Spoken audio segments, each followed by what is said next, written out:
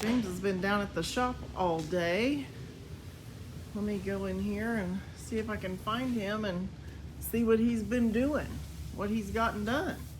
What I've gotten done? Uh-huh. What have you been doing today? Oh, sitting on the beach, sipping pretty rum drinks. Can't you tell? Without me? Yep. That's just wrong. Yep. Well, where were you when I started doing this project?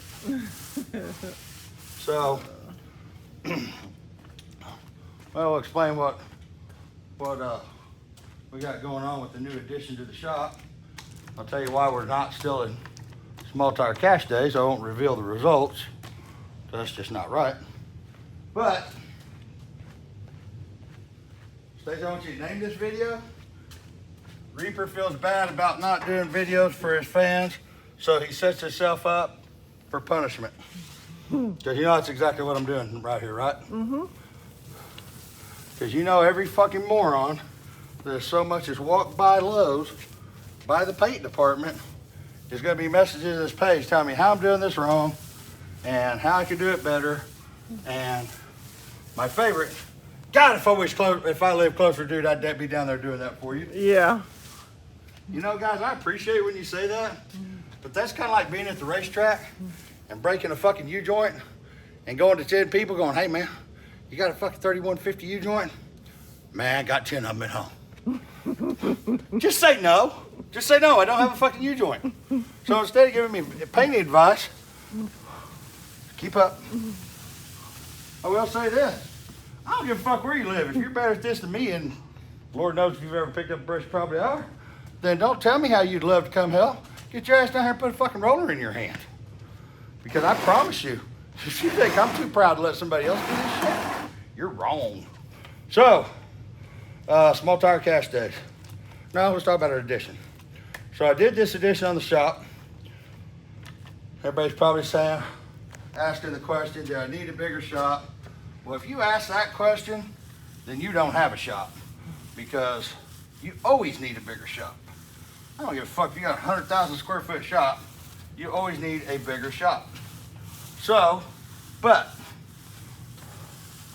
we kind of got we're waiting on a job to start that the dirt contractor's way behind on. And since I'm an idiot and don't over fucking book my shit, I gotta keep my guys busy. So we took all the scrap. Step in my paint. And by the way, this is water-based latex that I'm putting on this floor, so just so everybody knows. Anybody tells me I got the wrong paint, please let me know. So all of this, every bit of this, is built out of scrap material that has came off other jobs. Every piece of this shop except, what, 20 pieces of sheet metal? Yep. So, that's why it's all different sizes. Some of it's overbuilt, none of it's underbuilt. And my guys needed some practice doing concrete, which thank God there at the end they got better. weren't shining too bright down on that end. They also got a lesson in what happens when you don't do it well right the first time. What? You get to grab a grinder and... Oh, he didn't do like the other guys who poured the fucking concrete 6 foot tall. Fact. Okay, so... Yeah, we didn't have to bust any back out. Yeah, so we're moving in the right direction. We're moving in some direction anyway. So, that's why if you look at it, there's an 8-inch, there's a 12-inch, there's some 10-inch C channel. All perfectly structural sound, and probably way more than it needed, but I literally used scrap material or shit that came off of jobs that we've had taking up space for, what, 5, 6, 7, 10 years? Mm-hmm. At least. I think the only thing we've had to buy is that one C channel and some sheets. So the rest of all this all came off of jobs. So I added 2,500 square feet to my shop. More money, more money, more money without spending my money. So, you're Which way are you going? Which way are you going? I'm just sitting here. I'm just following you. No, you're dancing back and forth trying to keep from stepping in my paint. Stepping in a paint bucket. Here, why don't you turn this way? Why don't you come over here? Because Grace, I know you're gonna step in that fucking bucket of paint. So, now I'm doing the floor and getting ready to, I'm gonna make that a dyno room. Go pick up my hub dyno. 7,000 horsepower capable of holding, which I'll never have. Hub dyno from Dynacom. You gotta remind me, I gotta get that Monday. And I don't know what I'm gonna do with the rest of it. Fill it full of shit. Pretty much guarantee that. Fab room right there. Got a liner panel all the way to the top. Keep all the dust out of everything else. All the nasty shit can go down right there. And then the rest of it, we're gonna play shuffleboard or air hockey or something. No telling. Small tire, ultra mega super ultra mega cash day, small tire. So those of you that haven't figured it out, which most of you haven't, the car I took was Ruben Ybarra's Hammerhead Corvette that, as a lot of you that's been following for a while, remember we had in the shop when when my brother redid the chassis and stuff on it. And what else did we do? Did a lot of work to it. I didn't have time to get a small tire car together. That was not my small tire car, but I didn't feel bad about taking that because I've done a lot of work on that car. And Ruben is one of my closest friends. And no, Ruben, I'm not buying that car. He tried to sell it to me, and I'm not. I told him if he's my friend, he wouldn't threaten me with another race car. So we reset the 4-link, did a bunch of work on that car, took it out there. That car on the shittiest surface I have ever raced on in my life, and that's a fact. All the years of street racing, everything, this was the worst surface I've ever raced on. And we got that car by the third, I think the third hit. Yeah. The third hit, that car went a 132 60 foot. Faster than any other car out there was even close to coming. And it was hitting the tire out about 300-400 feet. It was smoking the tire, which we found out the shifter didn't have enough of a delay. So it's going through in second gear and then builds the boost and knocks the tire off. We got that fixed.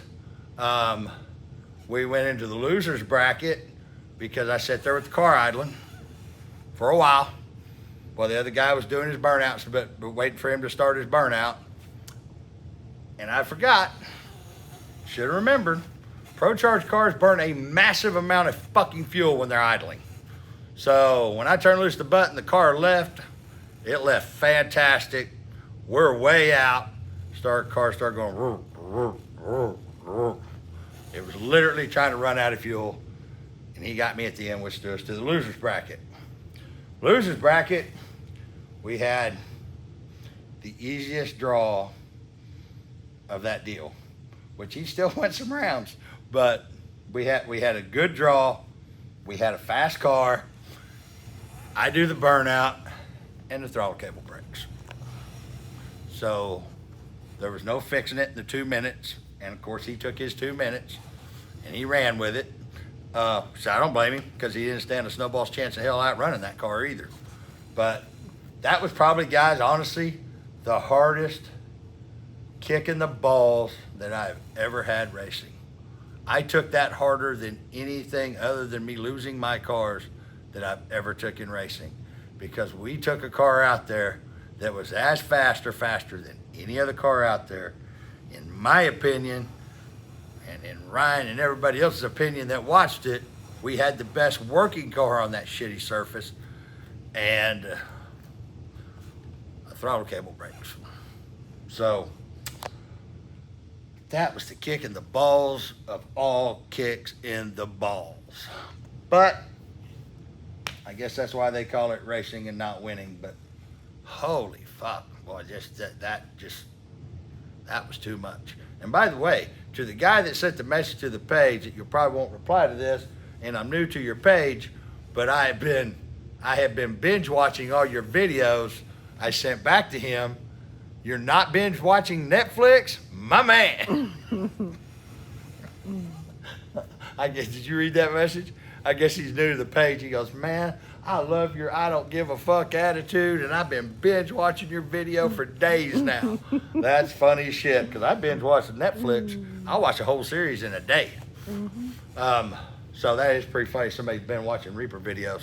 Yeah. So, now we're back home. We're trying to get shit settled down, trying to get the shop in order.